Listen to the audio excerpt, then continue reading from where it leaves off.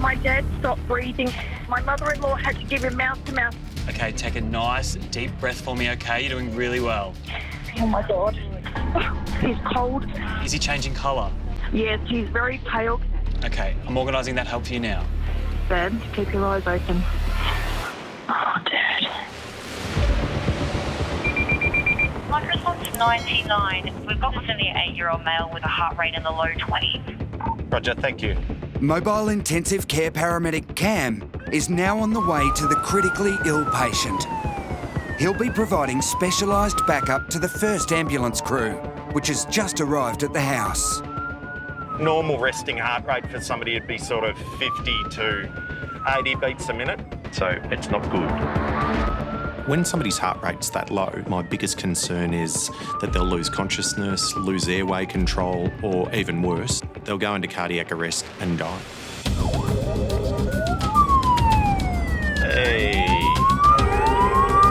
As Cam makes his way through the heavy traffic, there's an update from the crew. Cam's worst fear has been realised. 99 received in arrest. So the patient's now gone into cardiac arrest. Right now, I know the guys on scene will be doing CPR. Without CPR, there's no blood pumping around the body, therefore there's no oxygen going to the brain, and eventually the brain will die. My biggest concern here is, are they going to be able to start his heart again?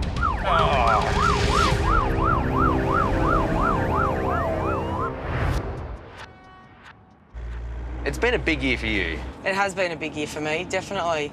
Back on shift together are long-time friends Leonard and Nat. They're catching up on all the family news. What's been happening with With my man, you and your man? with Adrian. Yeah. We did move in together, so Awesome. it was good. And now you got this kind of almost hybrid composite family. Like this combined Brady Bunch. So now we've got 5 kids, 3 of mine, 2 of his. We've got 2 dogs, all in the one house. It's loud, it's noisy, and it's a lot of fun. Is there room for maybe one more kid to A kind of... 6th child. Well, to kind of, I suppose, almost tie the family together.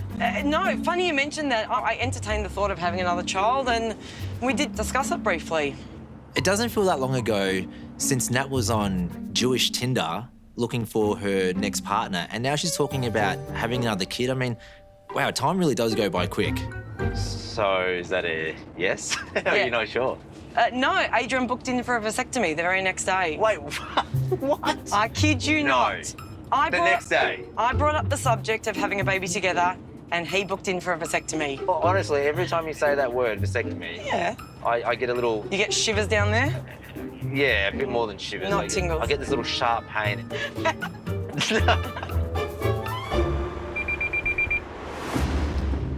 Leonard, we've just been dispatched to an 11-year-old male child that says that he has fallen out of a tree with a head strike and he has an injured neck. Oh. Every time I get sent to a case involving children, I get a little bit of a sick feeling in my stomach because there's a lot at stake. There's our waiver. And at his age, having severe spinal injuries could be life-changing and catastrophic, not just to him, but for his whole family. Hi, Natalie, Leonard. What's your name? Debbie. Hi, Debbie. Who's this? Oscar. Hey, Oscar. Hi, Oscar. Tell me what you've done today, buddy. I was climbing the tree, Of course you were. and then I fell out, Okay. and I banged my head on it. On the ground? Yeah. And so how did you get from over there to here, Oscar?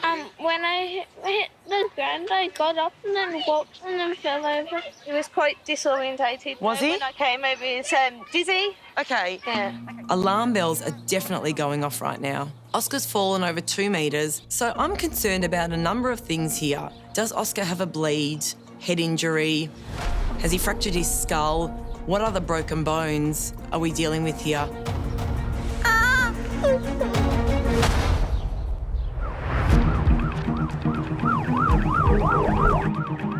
Thank you. In Melbourne's southeast, mobile intensive care paramedic Cam is racing to help a man in cardiac arrest. The patient is critically unwell.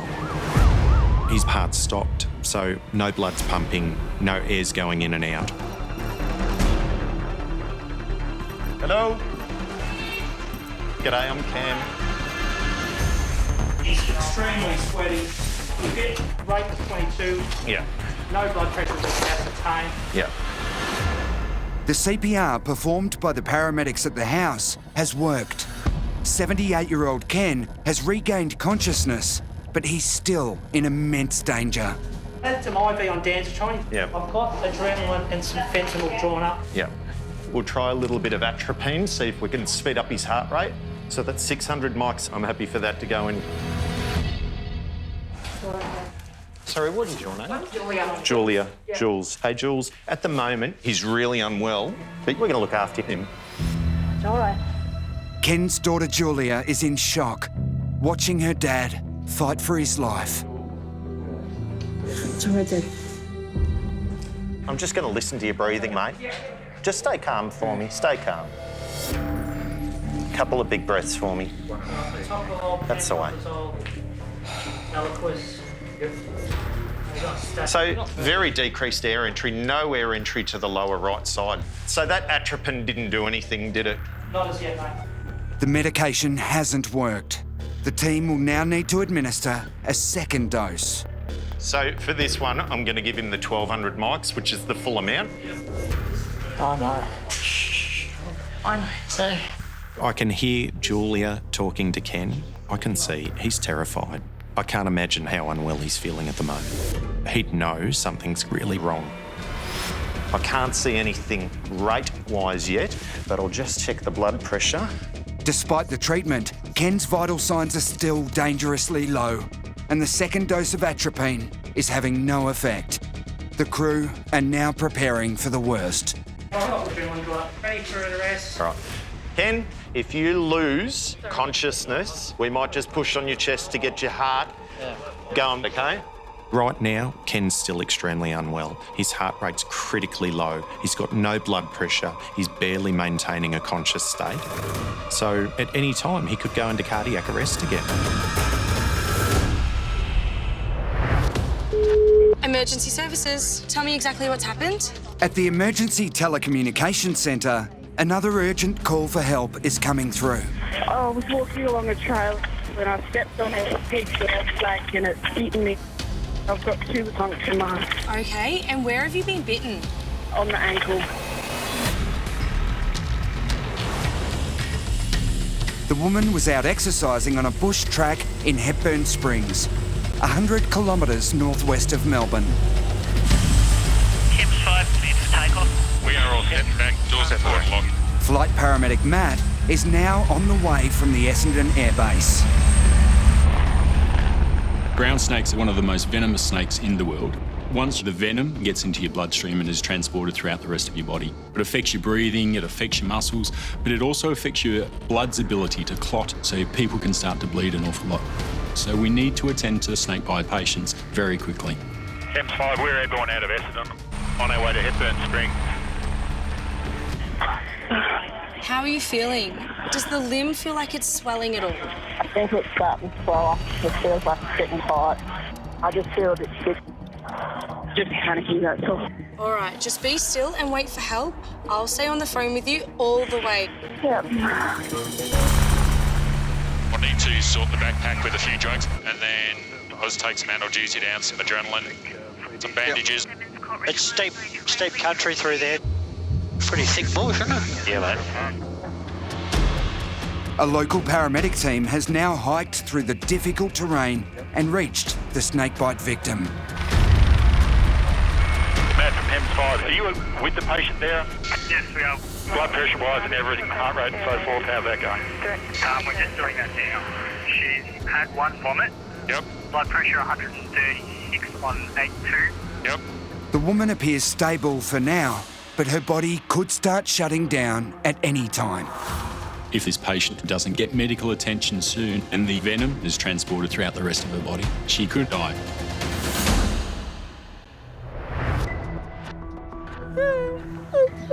Back in Melbourne, 11-year-old Oscar is in shock after falling out of a tree. Nat and Leonard are worried the little adventurer may have serious injuries. Oscar's actually fallen from a significant height, so has he got a head injury? Is there a bleed going on? Has he fractured his neck? Is it sore there? No, it's on the very back of my head. I have a big bump out. He's actually got quite a hematoma to the back of his head. Yeah, wow. There's a real possibility that after a fall from such a height, Oscar's brain has been shaken around inside his skull, leading to concussion. Can you move your leg? Okay, don't. Where's it sore? In there, okay. There may be a hip fracture there. You can wiggle those toes? Yeah. You can feel your foot? Yeah. Yes? Okay. I want to be able to tell Oscar's mum and dad that their son is going to be okay, but the truth is, Nat and I are really worried about him. He could have a nasty head injury, he could have broken his hip, and he's still in a lot of pain. So we're going to give him something called fentanyl. Yep. It's a really good pain relief for kids, and it really should help minimise that pain. Normally, a patient that has a potential spinal injury would be immobilised with a collar. However, Oscar's got a huge lump on the back of his head, causing him a lot of pain and distress. 3, 2, 1. Good, that's all. So in this case, we've decided to use head rolls to keep his head still rather than force a collar onto him. So let's pop that in your mouth.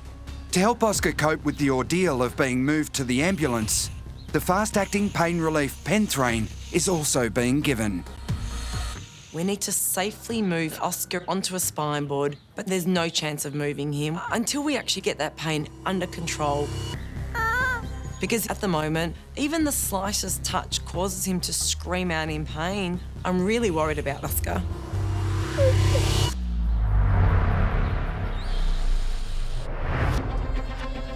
He's so shut down, he's feeling really cold.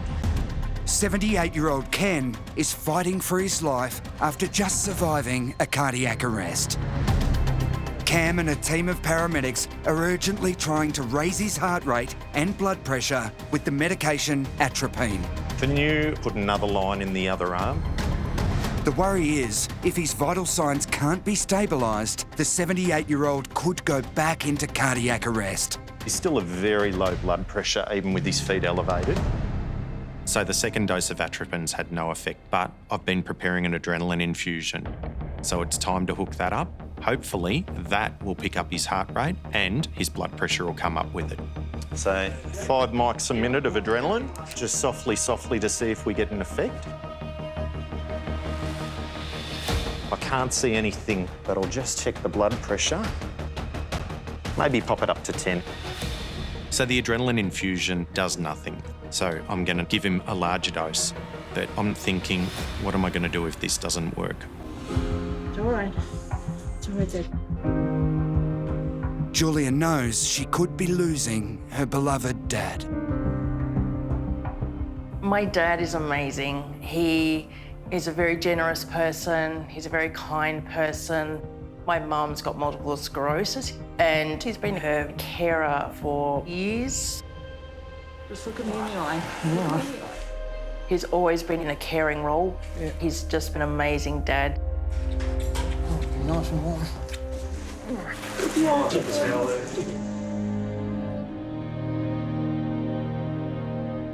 I can see Julia getting really emotional. She's saying things like, you can go if you need, let go if you want, Dad. Not yet, Jules. Not yet, mate. But it's not time for goodbyes. We're going to do everything we can to save him. I'll just see what that 15 mics a minute has done. Nice and still. Just checking your blood pressure, doing an ECG at the same time. I think it's time to move, mate. The extra dose of adrenaline has had enough impact to allow Cam to transfer his critically ill patient to the ambulance. Ready, set, go. Now, I think Ken's heart rate and his blood pressure are stable enough. We can get to hospital. You're doing okay. Doing a great job, buddy. It's times like this that I am sitting on the edge of my seat. Am I going to get to hospital? Is his body going to keep responding to the adrenaline?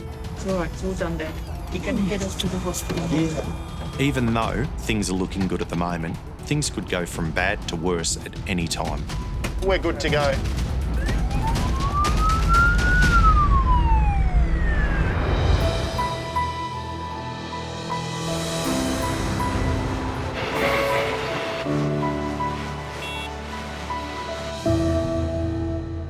Foxy. Hey, mate, how are you? Hi, big fella, how you going? Yeah, give us one of those. One of those? It's the start of shift for regular partners, the odd couple, Mike and Eamon. Do you notice anything a bit different about me?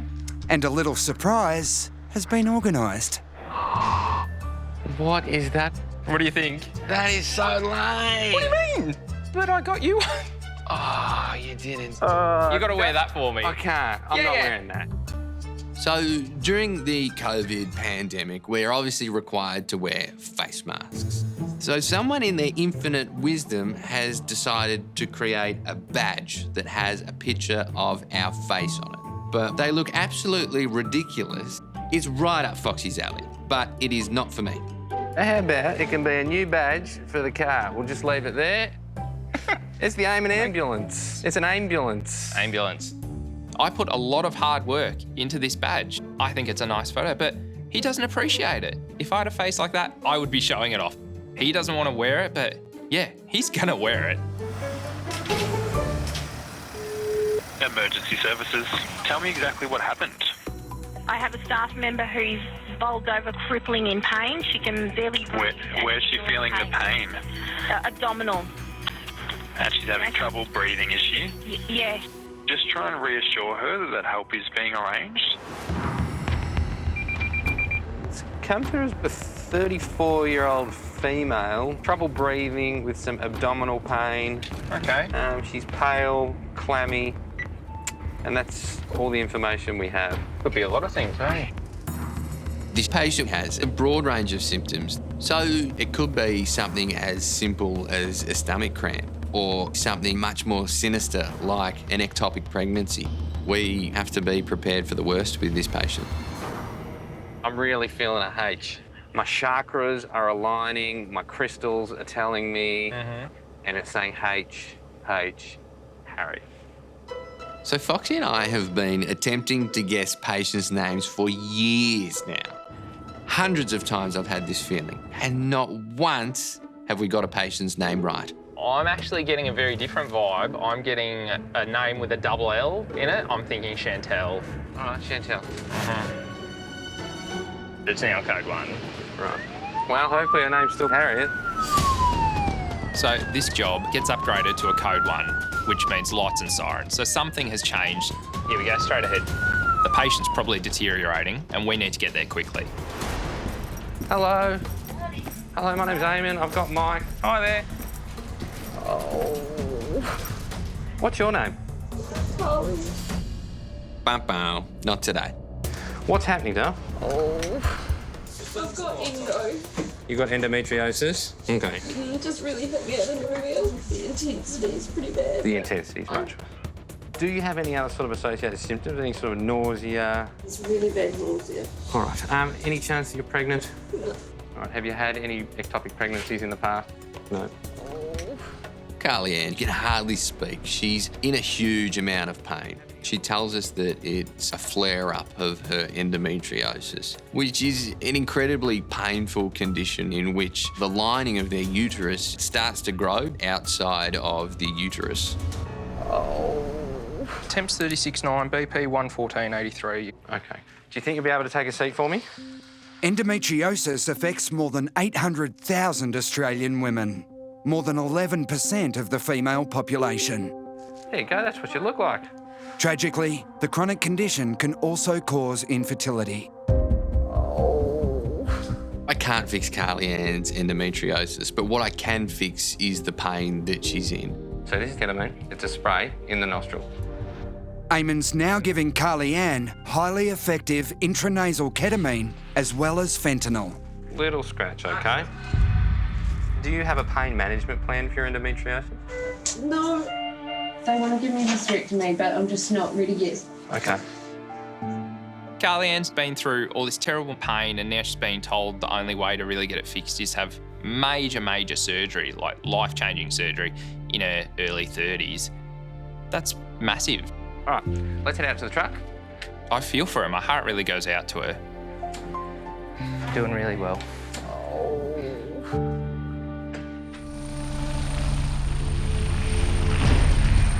Okay, they should be in this area here at 3 o'clock now. Can you see the Ambo's on the ground there. I see that, yep, I see the scene, mate. 100 kilometres away, northwest of Melbourne, flight paramedic Matt and the air ambulance team are under pressure to rescue a 31-year-old woman who's been bitten by a lethal brown snake. A local ambulance crew is now with the patient, but it took them over an hour to hike in on the rugged bush track. M5, we're overhead at scene at the moment. What's the likelihood of getting them out? It's very unsafe for us to walk around. You're bouncing around a lot. How long would it take to walk around? 45 minutes to an hour, probably. So the crew on the ground are informing us that it's going to take them a long time to get the patient out over unsteady ground. And the concern with that is after you've been bitten by a snake, you want to try and stop the venom moving around the body. So you want to keep the patient nice and still as much as you can. Ideally, you would winch her out. If there's no other option, then we can do it, but it is a last resort, mate. Right door is coming back.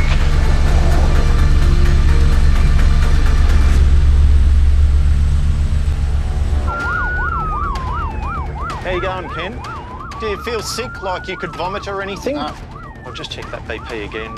Intensive care paramedic Cam is on his way to hospital with 78-year-old Ken. After his heart rate and blood pressure dropped dangerously low, Ken went into cardiac arrest. 132 on 62, heart rate 66. Cam and MICA paramedic Brad are running an adrenaline infusion to try to keep Ken's blood pressure and heart rate stable. You still got those shakes, Ken? Yeah. Still, I'd say it's a byproduct of that medicine to keep your heart beating the way that it should. These drives into hospital are tricky. You never want to let your guard down, just in case things change. I'm sure Julia will be close behind us. She shouldn't be too far. Ken's distressed daughter Julia is following the ambulance to hospital. My dad just means so much to me. So knowing that this could be the end, it's the hardest thing ever. I just can't imagine life without Dad. I love him to pieces. Hey, Ken, I'm just going to pop another tiny needle in the back of your hand here. It just goes to show how fragile life can be. As a paramedic, you see life, you see death, and you see people die before their time. Makes you really realise how important sharing experiences with family and friends is. Never take it for granted. So we're here, Ken. Okay, nice and easy. So now we're at hospital, I'm able to breathe a little bit easier, but I don't know what's going to happen from here. He could stop responding to the adrenaline. We're still not out of the woods. Resus 1.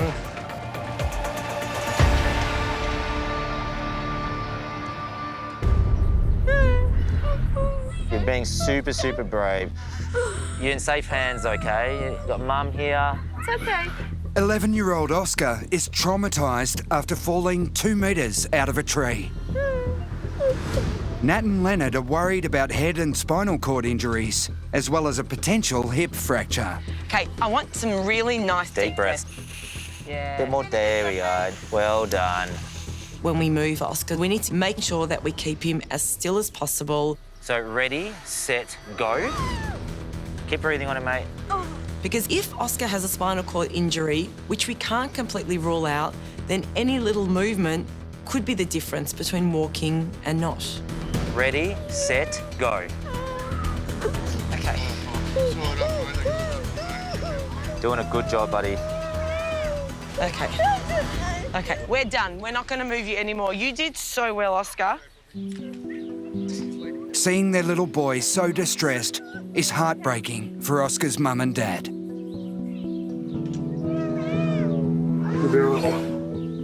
The idea of using that much pain, it's awful. It's my best mate. Yeah, absolutely helpless you feel because you just want to do something. It's like, I mean, if I could just pick him up and run to the hospital with a kid, I would, but you just got to wait and just hope for the best. Now, mate, I'm just going to put a little bit of tape just across your forehead. Is that all right? Due to the large bump on the back of Oscar's head, Nat and Leonard have been forced to use head rolls, not a collar, to keep the little boy immobilised. We're gonna never come to this tree again, dude. So he's had 50 mics of fentanyl. Yes. He's had 3 mils of methoxy, and now we're going to go 4 milligrams of Ondans. And you've checked contras, haven't you? I checked all contras. Yeah. Yeah, all good. So contra would be a reason why we wouldn't give you a medication. It's called a contraindication. That's a really good question, actually. Okay. That is a very good question. I don't think I've ever had anyone ask me, what is a contra? And that goes for all my adult patients, so we might have a future paramedic on our hands. It's pretty cute. How are you going there, Oscar? You okay? As good as can be, yeah? You're actually doing really well. You're hungry, are you? Should we do drive-through on the way? Drive-through Macca's? Drive-through Macca's? Should we pick up some Macca's on the way? Yeah. Yeah? Okay. Are you joking? I am joking. What is it with sick kids and food? You know, they start to think about what they're going to get for dinner when they're sick, and I'm just thinking about, let's get you to hospital, buddy. Nat and Leonard have done their job, helping Oscar forget about his pain. Just keep that neck and head nice and still. You're doing a fantastic job. But Mum Debbie won't relax until she knows her son will be able to make a full recovery from his thrill-seeker fall. Mum's coming in with us, okay, Oscar? Good boy. I'm really hopeful that Oscar hasn't suffered any major damage, but until those scans and x-rays are completed, we just don't know how serious his injuries are. Mum will be here every step of the way.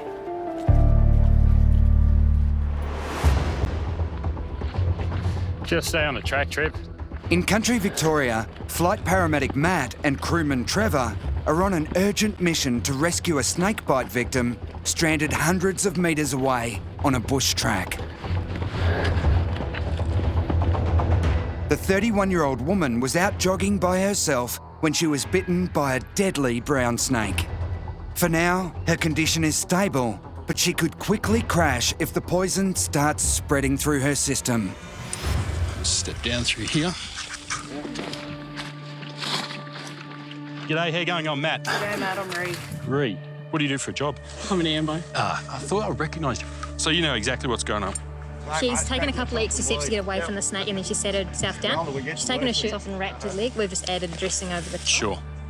Ree's extensive paramedic training and quick thinking may well have saved her life, but she's still in danger. How do you feel right now? Real fuzzy and lightheaded. Fuzzy and lightheaded. Vomited just once so far? Twice. Twice. Yeah. Rhea has done an amazing job.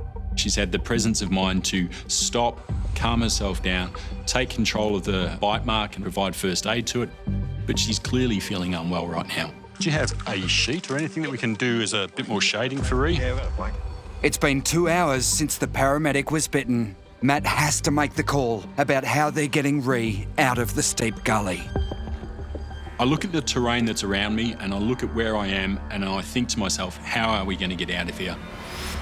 And the best option that I can see at this stage is that we are going to need to winch the patient out. Rhea, if we can get you out of here, give us your hand. Righto. Lie back. Now that arm through there. Righto. The helicopter will be overhead in a couple of minutes. Okay, 1, 2, 3. The hoist is now on, mate. Roger that. Set in the back, set for lift. Copy, and coming up. Roger. And mates are just coming through now. Tail is clear. Over, mate. Sounds like they're up. Righto, so that is fully secure around you. You're not going to go anywhere now. The only thing is you'll get a bit of noise. Obviously, you'll get shit blown down on your face. Yeah. I'll be right next to you the whole time. I do my final checks. I've ensured that Rhea is okay and I've given the thumbs up for their helicopter to come. At that point, the crewmen start to make the approach and they can guide the helicopter into where we are.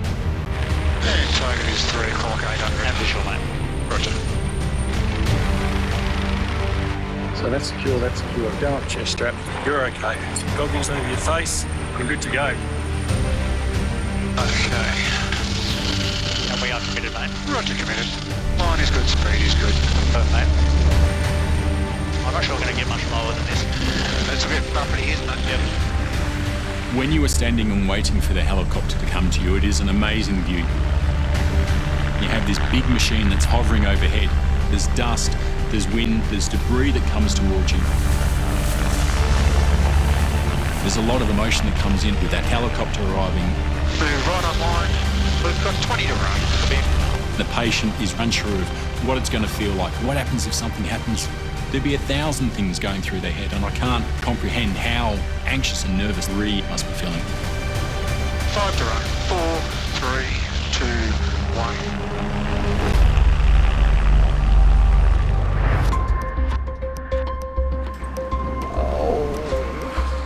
1. Little bump here. 34-year-old Carly Ann is on the way to hospital after being struck down by an excruciating case of endometriosis. All right. The chronic condition can cause infertility, and some women take the extreme measure of having a hysterectomy to stop the pain. Honestly, I wish I was born with a penis so much. Look, there's some perks, I'm not going to lie. There's a lot of perks. Let's be honest, I can't imagine the sort of stuff that she and other women go through. They deserve some serious kudos. Fentanyl and the highly effective ketamine are starting to help Carly Ann cope with her agonising stomach cramps. She's even started noticing Eamon's new badge. So what's up with the badges of yourself? Is it because you've got masks on, right? Okay, so... I was so confident that no one was going to see these badges. And lo and behold, the first patient that we go to notices it. I'm floored. Well, what do you think of the badges? Do you think they're a bit lame? I understand the theory behind it, but it's covered up by the thing, and they wouldn't be able to see that tiny little picture anyway. Exactly. I knew I liked you, Carly. But the initial statement was that they're good, aren't they, Carly? They're a good idea, maybe just need to be a bit bigger. Yeah. Bigger? She's got to be kidding me. They need to be smaller, non-existent, not on me. How's your pain? Better? Just missing a margarita and a cheese platter. Just pulling up now. We've had a good chat and had a bit of a laugh, and we're at a hospital safely. I'd say that's a job well done. Sounds like you're having an all-round good time back here now. Carly Ann now faces a battery of tests at hospital. So we'll be a couple of bumps and noises as we come out. Here we go. But that's nothing compared to the huge life decision facing the brave 34-year-old. I hope they find a solution for Carly Ann that doesn't involve a hysterectomy, because that's got to be devastating for someone her age.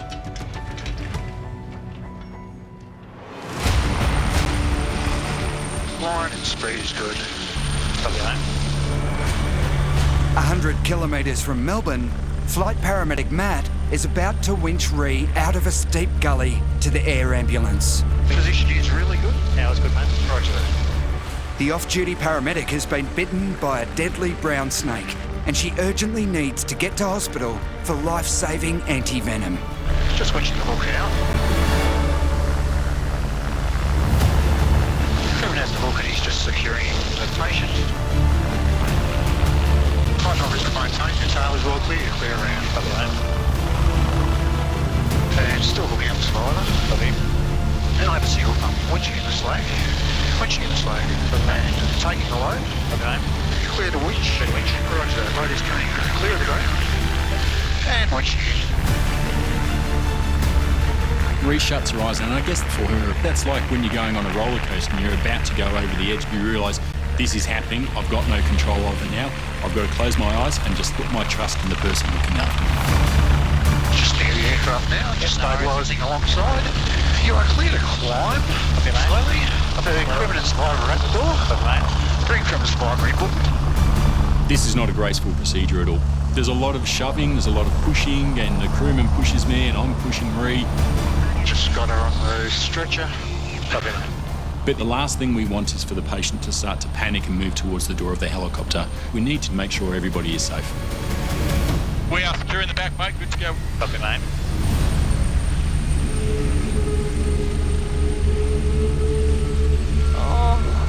Do you feel sick? A little bit. And pain-wise now? It's like a burning. In your leg? Yep. Okay. A bit of a headache. A bit of a headache. And nausea? Yeah. Might just draw up some more fentanyl for you. Ree has pain in her leg where she has been bitten. My concerns at this stage are, how is she going to go from here? Is she going to get worse? Is there going to be more venom that is released throughout her body and she will develop further symptoms? I don't know at this stage. For Ree, the significance of what's happened today is starting to sink in. Bloody hell. This is not how the day was supposed to go. No. You see the snake, obviously? A big, dirty... House dead. Was it a big one, was it? Yeah. See how I missed him? Yeah. Most paramedics are very resilient and very strong. And Ree is clearly displaying that. She's tolerating this like a real trooper, so she's done extremely well. That pain's starting to creep up again. Is it? Yeah. With the Royal Melbourne Hospital now in sight, emergency doctors are on standby to administer the snake anti-venom. Act committed, mate. Present. And coming down, mate. Present. So although Ree is clinically stable, the next 12 to 24 hours are the critical time for her. Yeah, happy to come out, mate. She can still deteriorate to becoming very unwell. All right, let's get you in there.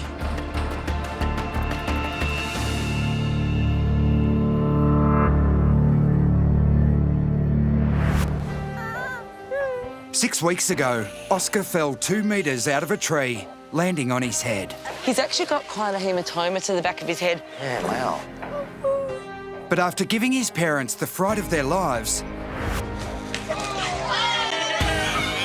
the 11-year-old is now back at home. He may not be climbing trees, but he's definitely enjoying life. Oscar spent 3 days in hospital. He was cleared of any broken bones or spinal damage, but doctors confirmed he did suffer a serious head injury. He had a concussion. It was quite severe, so we had to keep him resting for a couple of weeks. He wasn't allowed to ride a bike and he wasn't allowed to do anything that he might hurt his head. It was pretty difficult. But now he's back to being normal and able to run around, and I was terrified that wasn't going to happen.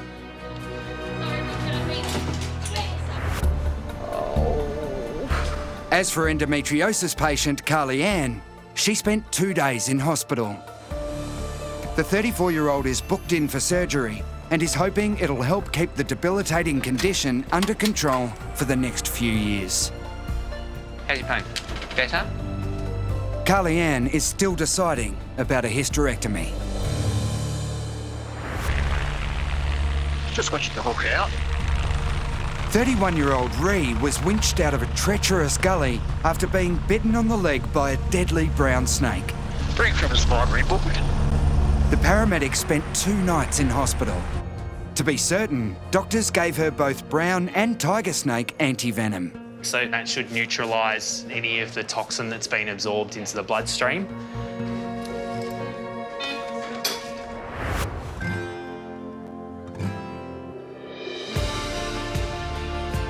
The serum worked, and Ree is back on the job. While she's still suffering from nausea and headaches, the paramedic is grateful for the lifesavers who came to her rescue. I've got the most amazing colleagues in the world. I've got so much respect, and I'm so thankful for everything they did that day.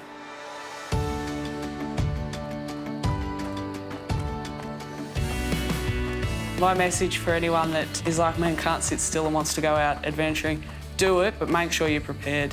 Have a fully charged phone. Learn how to use your GPS coordinates and do your basic first aid, because it will save your life one day.